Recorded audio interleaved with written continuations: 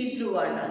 जैसा कि कल हमने बात की थी कि हम एक चित्र वर्णन करने जा रहे हैं, तो यहाँ पर है हमारा पार्ट 14 चित्र वर्णन। चित्र वर्णन के अंदर क्या है, जैसे कि आपको एक पिक्चर दी हुई है, इस पिक्चर को देखने के बाद आप इसके ऊपर ही कुछ ऐसे सेंटेंसेस बनाएंगे जो आपको सूटेबल लगते हैं। जैसे कि इस पिक्चर में क्या बना हुआ है, पीकॉक बना हुआ है, एक मोर बना हुआ है और बारिश हो रही है और बहुत सारे पेड़ लगे हुए हैं।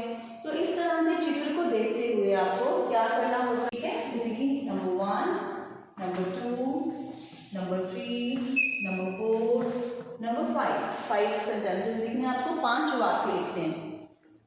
तो चित्र आपने देखा कि किस तरह से चित्र के अंदर, जैसे कि हम बात करें, सबसे पहले क्या दिखाई दे रहा है, बहुत सुंदर मोर। मोर बारिश होने पर क्या कर रहा है, नाच रहा है। मोर नाच रहा है, ठीक है।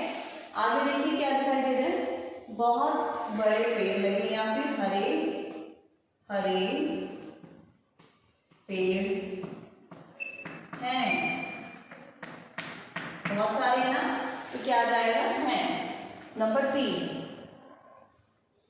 नंबर 3 वर्षा हो रही है। वर्षा हो रही है, ठीक है। और क्या दिखाई दे रहा है यहाँ पर, बहुत सुंदर बाग है। बहुत सुंदर बाग या बगीचा है। आगे देखिए, आगे एक और पॉइंट लिखना है आपको, 5 चीजें बनी हुई है। आसमान कैसा दिखाई दे रहा है, आसमान नीला है, ठीक है।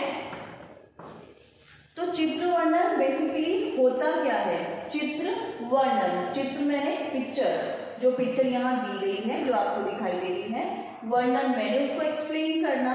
हमने कोई पिक्चर को देखा तो हम उस पिक्चर को देख के क्या कर रहे हैं, उसके बारे में हमारे मन में बहुत सारे थॉट्स आ रहे हैं कि वाह पिक्चर तो बहुत सुंदर है, इसके अंदर कितना सुंदर मोर है, बहुत सारे पेड़ लगे हुए हैं, आसमान कैसा नीला नीला है ना।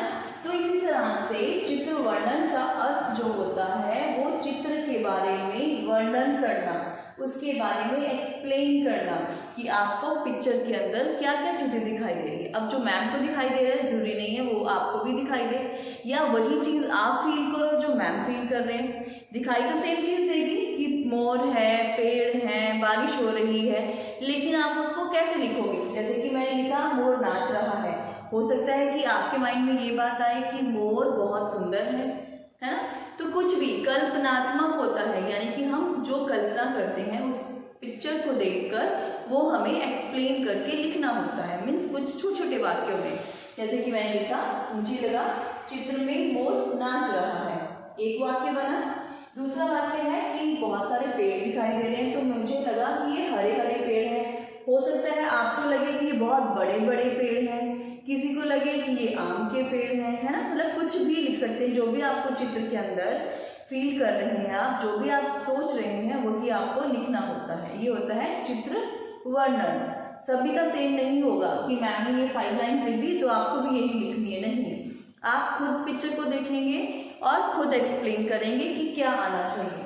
नेक्स्ट टेस्ट में लिखा वर्षा हो रही है, ठीक है, और उसके बाद क्या लिखा, आसमान नीला है। तो आप ये भी लिख सकते हैं आसमान में बादल छाए हुए हैं, या फिर बहुत तेज बारिश हो रही है, बहुत सुंदर बाग है, या आप इसके बारे में ये भी लिख सकते हैं कि बाग के अंदर बहुत सुंदर सुंदर चीज़ें हैं, बाग के अंदर बहुत सारे पेड़ लगे हुए हैं, बहुत सारे मोर हैं। मतलब आप अपने अकॉर्डिंग लिखेंगे, बहुत ध्यान से चित्र को देखते हुए आपको उसके बारे में वर्णन करना होता है, उसके बारे में एक्सप्लेन करना होता है। ये होता है चित्र वर्णन। सबसे इजी और इंटरेस्टिंग होता है ये, है ना। इंटरेस्टिंग कि हमने कोई पिक्चर देखी और जो भी उसके अंदर हमें दिखाई दे रहा है वो हमने लिखना है, सिर्फ 4 या 5 वाक्य लिखने होते हैं।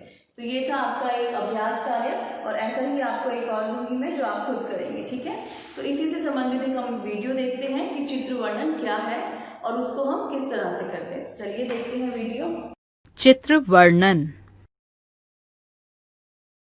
प्यारे बच्चों, आज मेरा मन कर रहा है कि मैं कोई चित्र बनाऊं।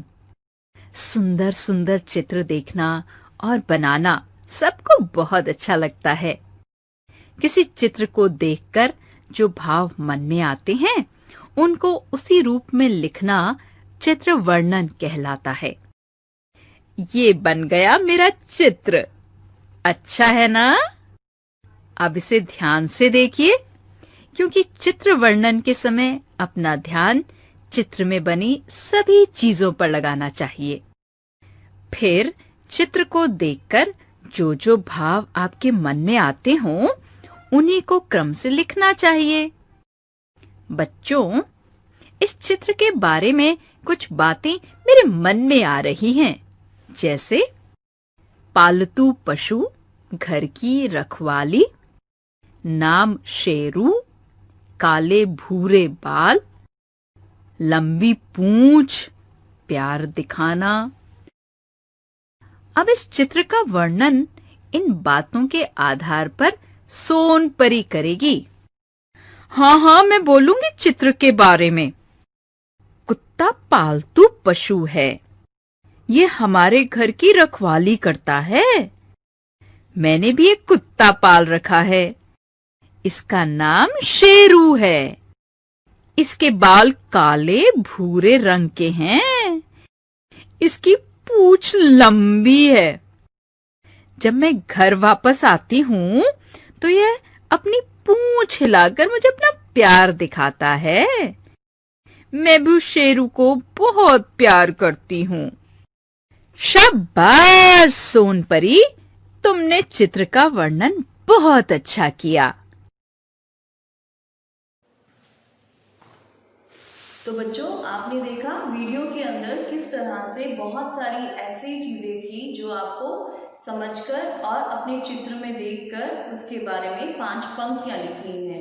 तो क्या बताया था इस वीडियो में कि वर्तमान यानी कि जो चल रहा है उसी से संबंधित आप लिख सकते हैं पंक्तियां, जैसे कि वर्षा हो रही है, आसमान नीला है, बहुत सुंदर बाग है मीन्स वर्तमान। आप था का प्रयोग नहीं कर सकते इसमें, ठीक है, कि आप लिख दें इसके अंदर कि ऐसा हो रहा था, क्योंकि पिक्चर आपके सामने है और चित्र को देखते हुए आपने जो प्रेजेंट में चल रहा है वो लिखना है। तो क्या आएगा इसमें? वर्तमान काल से संबंधित आपको बातें लिखनी होती हैं। और चित्र वर्णन क्या होता है? चित्र को देखकर जो आपके मन में भाव या विचार आए वो क्या कहलाता है? चित्र वर्णन। तो सभी बच्चों को बहुत अच्छे से समझ आया होगा कि किस तरह से हमें चित्र वर्णन करते हुए 5 पंक्तियां लिखनी है। और अंतिम पंक्ति में जो आपको रियलाइज हुआ कि इसके अंदर इस पिक्चर के अंदर सबसे अच्छी चीज क्या लगी आपको, जैसे मुझे बहुत सुंदर लगा ये बाग, तो मैंने लिखा कि बहुत सुंदर बाग है, ठीक है। और वीडियो में क्या था कि ये चित्र बहुत ही सुंदर है।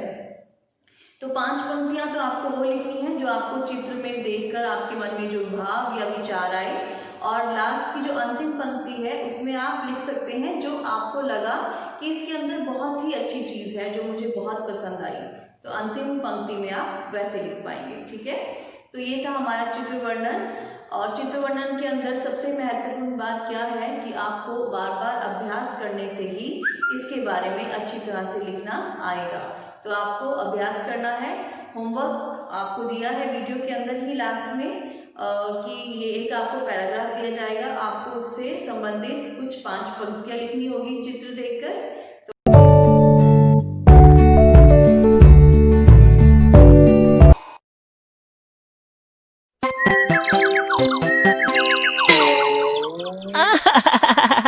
क्या मैं इसी तरह रहूंगा जिंदगी भर? मैं वादा करता हूँ टीना, मैं फिर ऐसा कभी नहीं करूँगा। तो तुम क्या माफी मांगना चाहते हो? माफी? और मैं? कभी नहीं। मैं क्यों माफी मांगू? तो तुम ऐसे ही रहोगे। छह, मुझे तुम्हारे सामने वो केले का छिलका नहीं फेंकना चाहिए था। तो अब तुम्हें अपनी गलती का एहसास हुआ, जैसे हुआ टिड्डे को। टिड्डा? टिड्डा क्या फेंक रहा था लोगों पे? पत्ते? अरे नहीं, वो तो ऐसे ही मस्ती कर रहा था जैसे तुम।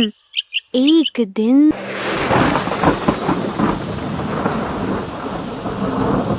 आजकल बहुत ही जोरदार बारिश हो रही है महाराज। घबराने की तो कोई बात ही नहीं है। इतना आहार तो हमने जमा कर रखा है। बिल्कुल सही कहा महाराज, परिश्रम कभी भी व्यर्थ नहीं होता है। मुझे बचाओ, मुझे बचाओ, मेरी कोई मदद करो। मैं पूरी तरह से भीग गया हूँ, भूखा हूँ। कोई भगवान के लिए मेरी मदद करो।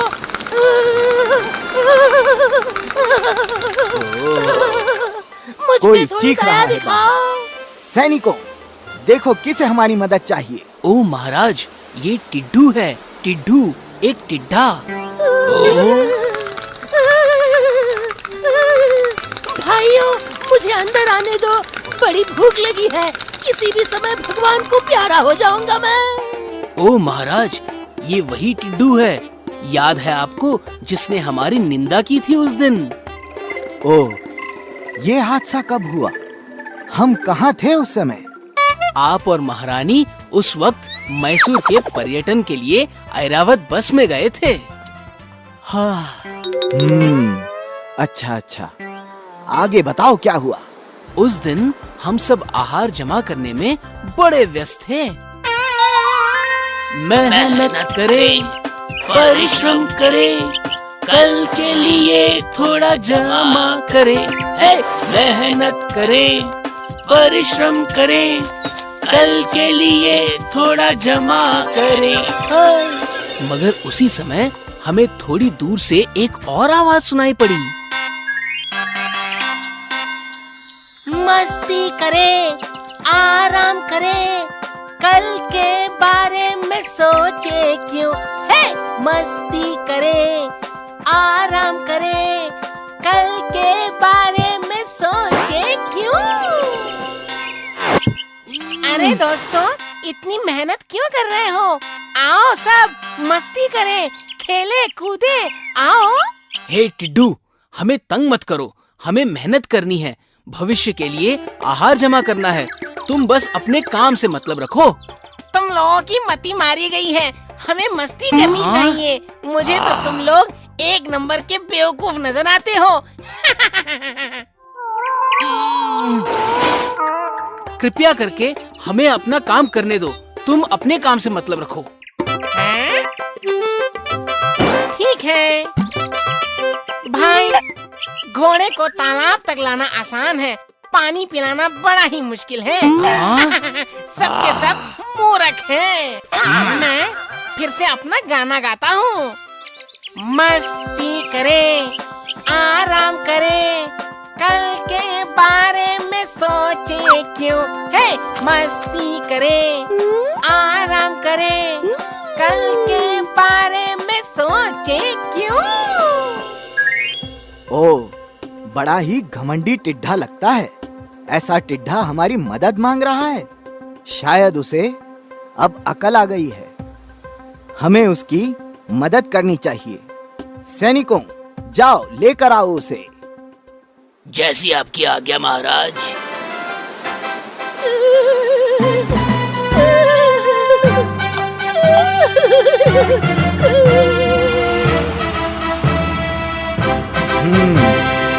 हाँ तो कहो टिड्ढू, हम तुम्हारी कैसे मदद कर सकते हैं? ओ चींटियों के महाराजा, मेरी मदद करो। मैं बड़ा भूखा हूँ, ऐसा लगता है परसों से कुछ खाया नहीं। अरे भाई पकड़ो मुझे, गिरने वाला हूँ, चक्कर आ रहे हैं मुझे। मगर तुम्हारी इस दशा का कारण क्या है टिड्ढू? मैं जानता हूँ महाराज, आप मुझसे क्या उगलवाना चाहते हैं। मैं गर्मियों के दिनों में बड़ा ही मूर्ख था। इस बारिश ने मुझे सही सीख दी है, मैं सब समझ गया हूँ। ठीक है, अच्छी बात है। तुम्हें सीख मिल चुकी है कि हमें मेहनत करनी चाहिए। मेहनत करने के वक्त हमें मेहनत करनी चाहिए और मस्ती के समय में मस्ती। हाँ महाराज, इस बात की अब मुझे समझ आ चुकी है। सैनिकों, ले जाओ टिड्ढू को रसोई घर में और खिलाओ मकई का शोरबा, गेहूं के बीज, चावल के तिनके और स्वस्थ बनाओ। जैसा आप चाहे महाराज, वैसा ही होगा।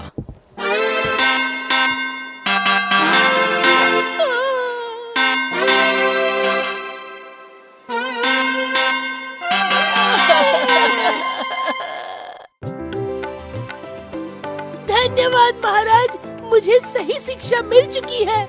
आज से मैं आपका ही गीत गाऊंगा और गाता रहूंगा। मेहनत के वक्त केवल मेहनत करो, मस्ती के पहर होए मस्ती करो।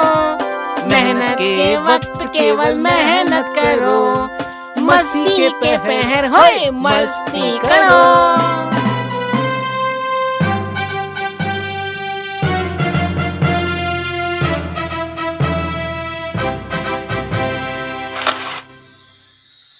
जब मेहनत करनी चाहिए तब मेहनत करो, और जब मस्ती करनी चाहिए तब मस्ती करो। तो आज के लिए इतना ही। Do practice. Bye bye.